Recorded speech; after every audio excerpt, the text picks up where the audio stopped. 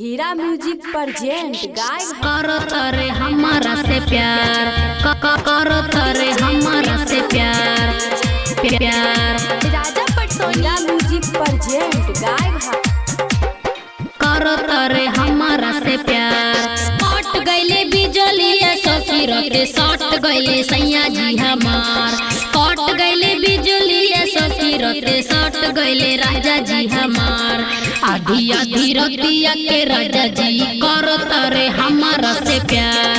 आधी आधी रतिया के राजा जी करो तरे हमारा से प्यार। आधी आधी रतिया के राजा जी करो तरे हमारा से प्यार। कट गईले बिजलिया ससुर के सट गईले सैया जी हमार।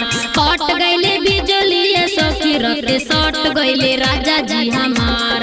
आधी आधी रतिया के राजा जी करो तरे हमारा से प्यार।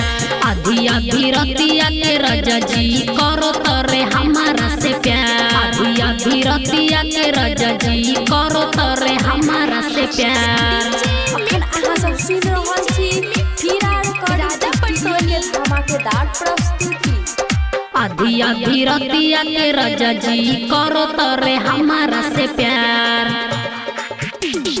करो तरे हमारा से प्यार।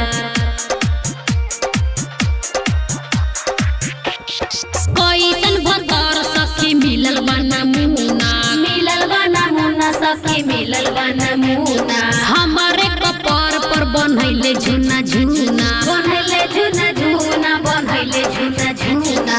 कैसे की कही रे सखी दिल बड़ा दुख बोरियार। कैसे की कही रे सखी दिल बड़ा दुख बोरियार। आधी आधी रतिया के राजा जी करो तरे हमारा से प्यार।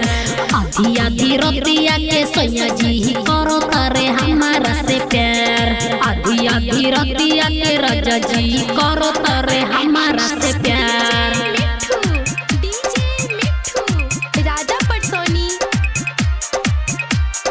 आधी आधी रतिया के राजा जी करो तरे हमारा से प्यार। करो तरे हमारा से प्यार।